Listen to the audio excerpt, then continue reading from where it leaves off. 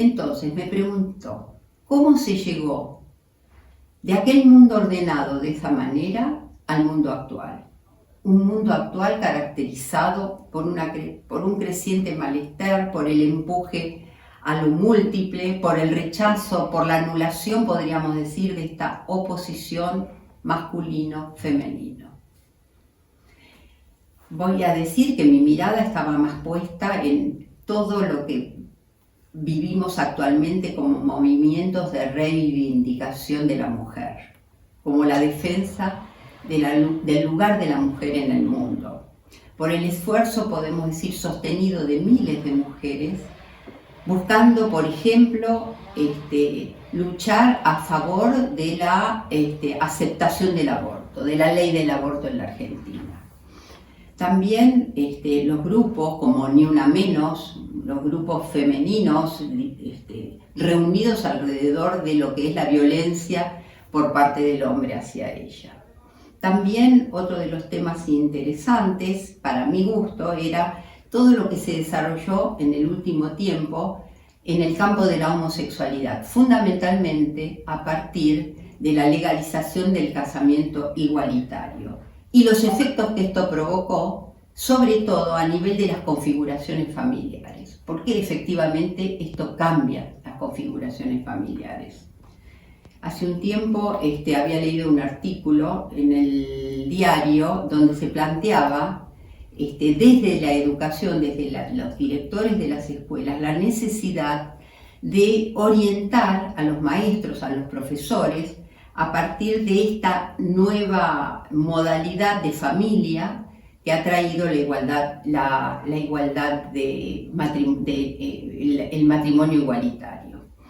Y entonces ponían un ejemplo que me llamó la atención, porque decían que, bueno, venía saliendo dos niños, una niña con un niño, el niño agarrándola del hombro a su amiguita, Juanita, y le dice con total naturalidad: mirá, Juanita, hoy te vinieron a buscar tus dos mamás.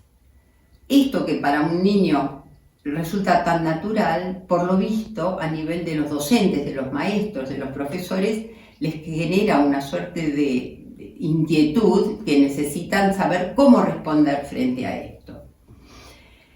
Bueno, podría contar muchos ejemplos más.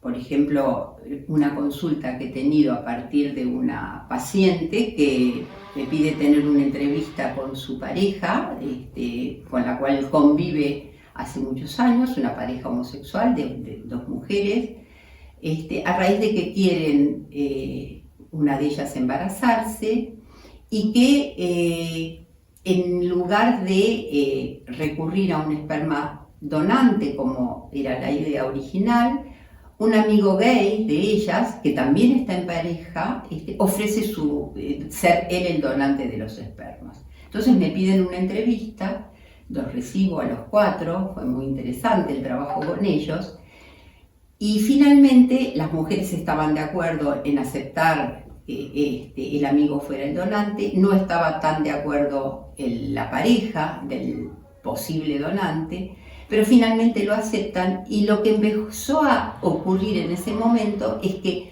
en el camino de imaginarse donante de ese futuro hijo, el hombre dice: en verdad, yo quiero ser el padre, no quiero ser solamente el donante. Yo voy a querer ser el padre, voy a querer mantenerlo, voy a querer que lleve mi apellido, etcétera, etcétera, ¿no? O sea que empezaba a conformarse ahí una situación muy particular, que bueno, luego se dirimió de diversas maneras.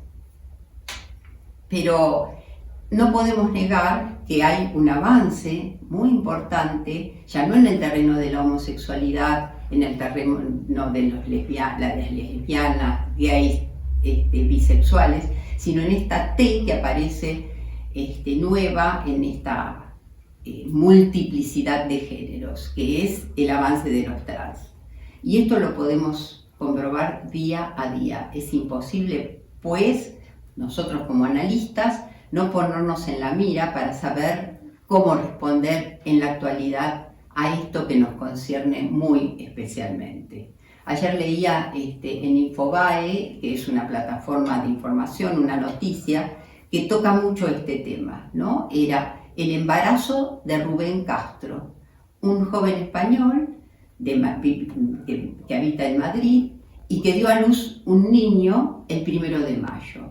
Por supuesto, un embarazo que fue muy mediático y frente al cual él se propone actualmente filmar el proceso de su embarazo. ¿Por qué? Porque él quiere demostrar que puede haber una paternidad transgestante, o sea que él se presenta como padre trans, paternidad trans, dice, ¿no? Bueno, en la Argentina también tenemos un ejemplo bastante parecido. 3 días después del nacimiento del hijo de español, una pareja trans, Karen y Alexis, es una pareja que vive en Entre Ríos, tuvieron una hija el día 3 de mayo. Pero el que portó el embarazo fue Alexis, no Karen, otro hombre embarazado. Y bueno, la historia cuenta que Karen había nacido varón, pero se transformó en mujer, y Alexis había nacido mujer y se transformó en varón. Ambos se anotaron como tal a partir de la legalización de esta ley igualitaria de género que mencionaba al comienzo. Y ambos se sometieron a tratamientos hormonales por muchos años hasta que decidieron conservar, tener un hijo, para lo cual habían conservado sus propios genitales, y eso finalmente les permitió tener una hija. Bueno, no podemos entonces dejar de reconocer el avance trans en el mundo. Y esto, sin duda, tiene que permitirnos a nosotros, como analistas, tener alguna respuesta para dar frente a este acontecimiento.